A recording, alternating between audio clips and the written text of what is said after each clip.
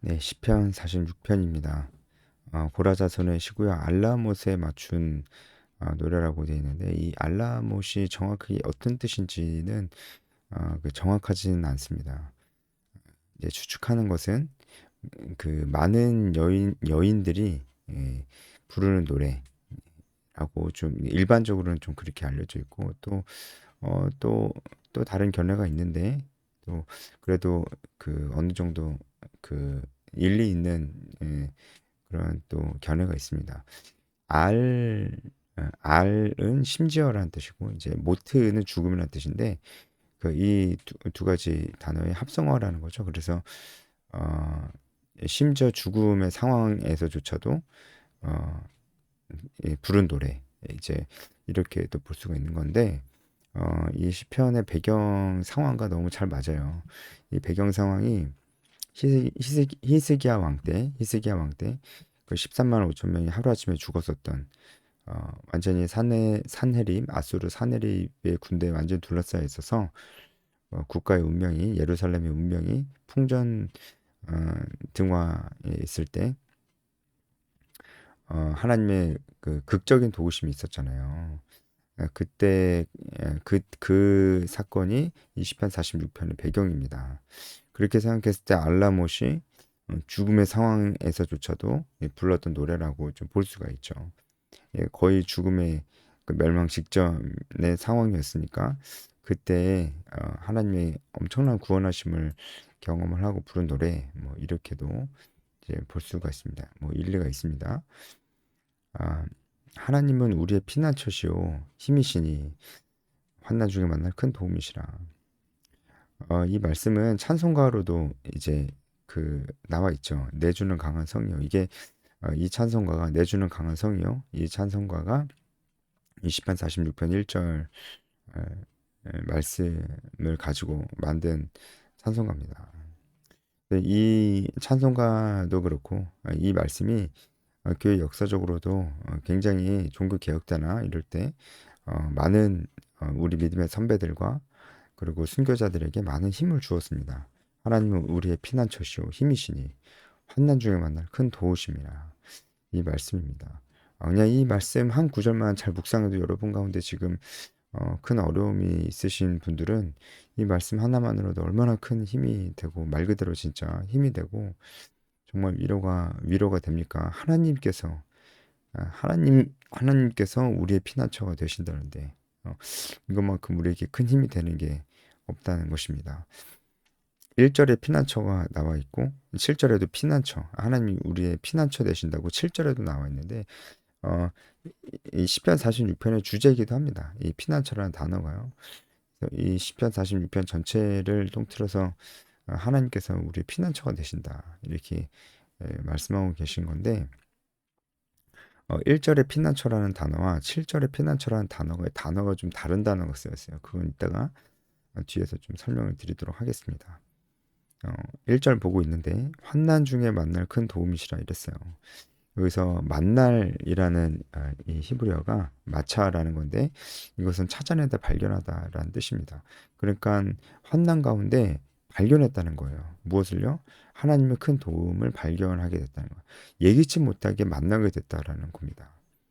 그러니까 환난 가운데 이 하나님의 도움을 어, 예기치 못하게 만나게 됐다라는 것을 우리에게 한 두 가지 정도 교훈을 주는 것 같습니다. 첫 번째는 말 그대로 우리가 환난 가운데 예기치 못하게 하나님의 큰 도움을 경험할 수 있다. 그러니까 환난 가운데 있는 자들에게 큰 힘이 되죠.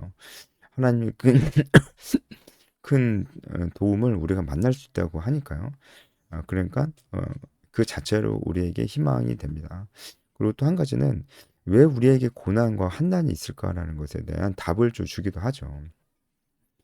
우리가 고난과 환난 가운데 비로소 하나님의 큰 도움을 발견하게 되는 거거든요. 이 만날이라는 이 뜻이 발견하다란 찾아내다라는 그런 뜻이니까요. 우리는 고난 가운데 있을 때 하나님의 큰 도움을 만납니다. 말 그대로 발견을 해요. 하나님의 도움은 언제나 우리 곁에 있는데 우리가 모르고 살고 당연한 줄 알고 살고 그렇게 살잖아요. 그렇게 살다가 꼭 우리는 어려움이 찾아왔을 때 하나님이 나를 도우셨구나. 그 사실을 발견하게 된다고요. 그런 의미도 될 수가 있습니다. 음, 그 때문에 하나님께서 우리의 힘이 되시기 때문에 땅이 변하든지 산이 흔들려 바다 가운데 빠지든지 이 모든 표현들은 이제 어, 이 큰 환난들을 다 얘기하고 있죠. 근데 이제 그런 것들이 아무것도 아니라고 하는 것입니다. 3절도 마찬가지입니다. 어, 큰 환난이 어, 닥쳐오고 있는 큰 환난이 닥쳐 있는 지금 그런 큰 환난 상황 가운데 있는 그 상황들을 좀 얘기해주고 있습니다. 그리고 지금 이 상황이 이스라엘이 처해 있는 상황이 실제로 사내립의 군대에 포위돼 있었던 상황이었기 때문에 정말 맞죠. 너무 절망적인 상황. 아, 이 대적들이 바닷물을 솟아나고 뛰노는 것처럼 그리고 산이 흔들리는 것처럼 너무나 절망적이고 할 수 있는 게 없는 그런 상황이었습니다. 실제로 그랬습니다. 이제 우리도 정말 그 이와 같이 너무나 닥친 고난이 너무나 커서 우리가 뭘 할 수도 없고 정말 너무나 어렵고 그럴 수 있잖아요. 그래도 우리는 두려워하지 않을 수가 있는 것입니다. 왜냐하면 하나님께서 우리의 피난처와 힘이 되어 주시기 때문입니다. 아, 그다음에 이제 그 4절부터는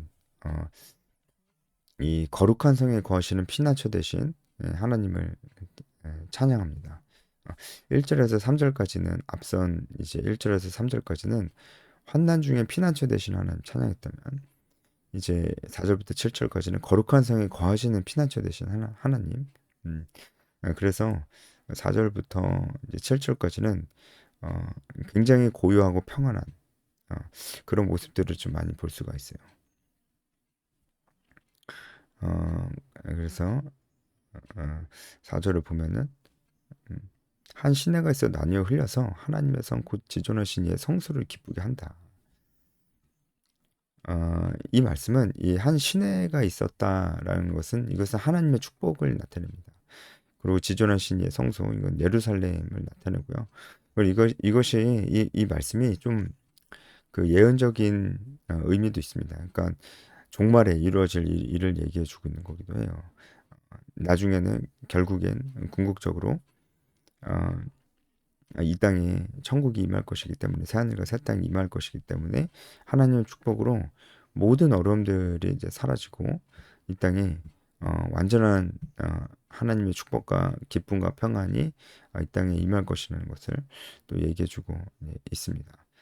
하나님께서 어, 축복해 주셔서 시내가 흘러서 하나님께서 축복해 주셔서 하나님의 백성들이 사는 이 예루살렘에 이르게 된다. 그 축복이 이르게 된다라는 것이죠.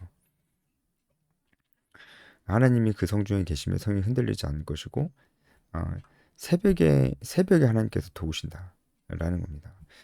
이것도 참 너무 많이 암송도 하고 이제 너무 또 유명한 구절인데 새벽에 하나님 도우신다. 왜 하나님께서 도우시는데 왜 하필 새벽에 도우실까요?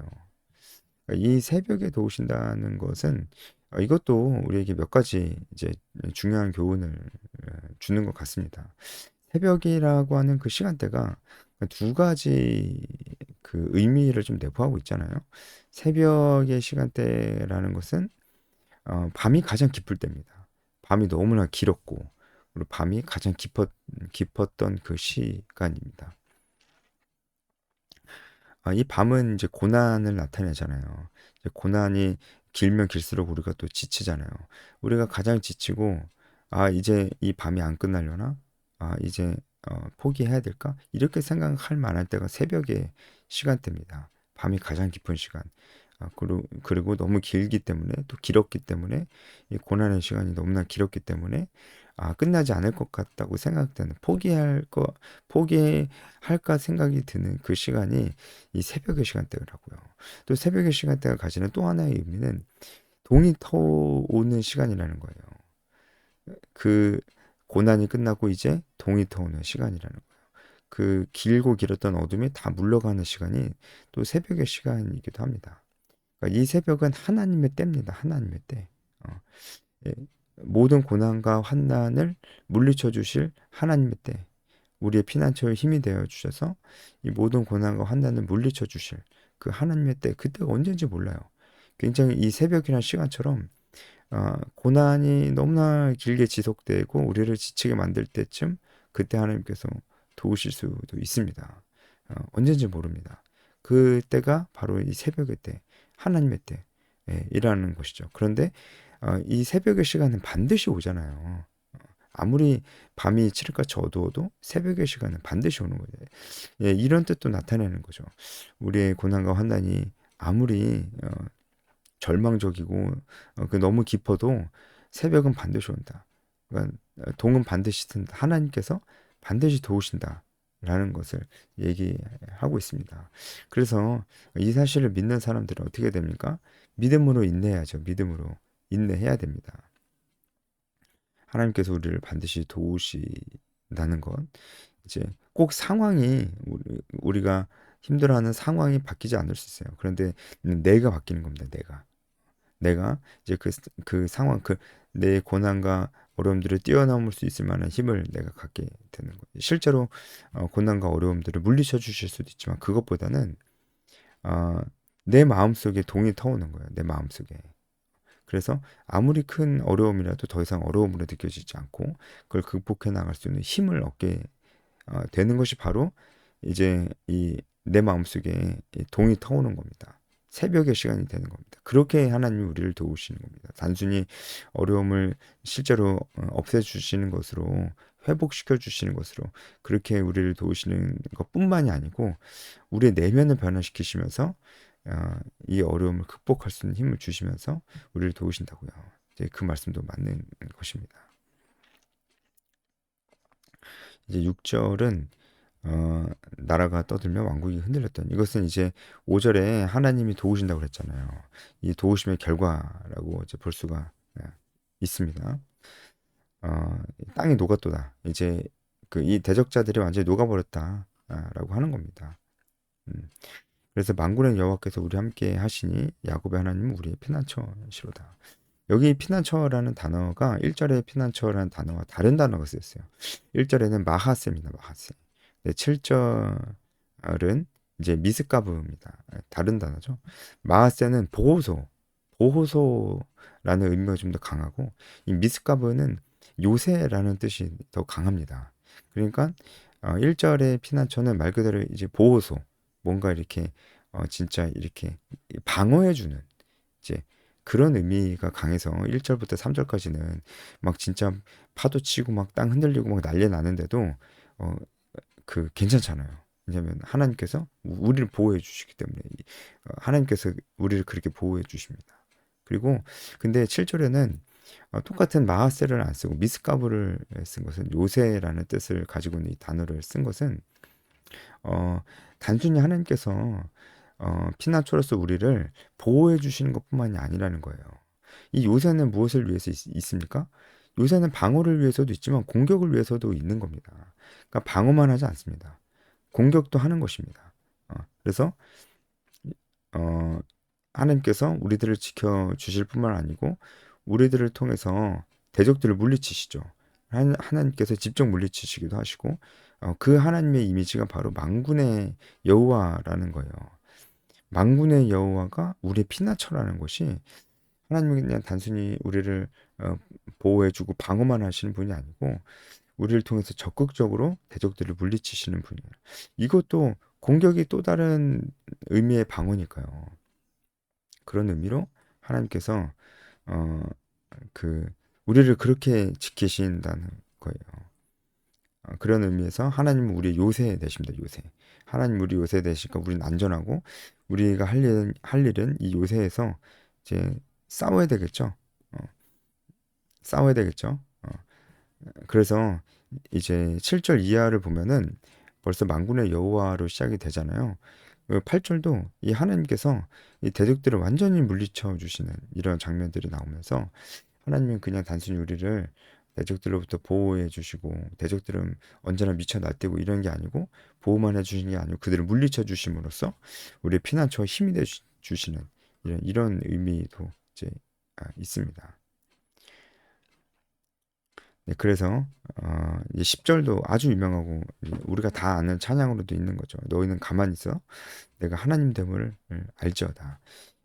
이것은 아무것도 하지 말라는 게 아니고 하나님을 적극적으로 의지하라고 하는 것이죠.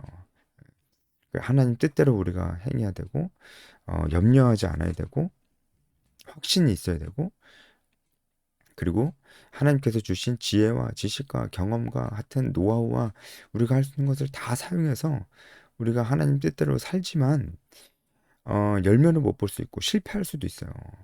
그때 낙심하지 말고 어, 결국은 열매를 맺게 하시는 분이 하나님 한 분뿐이시니까 그것을 기대하라고 하는 거죠. 그런 의미에서 가만히 있으라고 이제 하는 거예요. 하는 거예요. 예.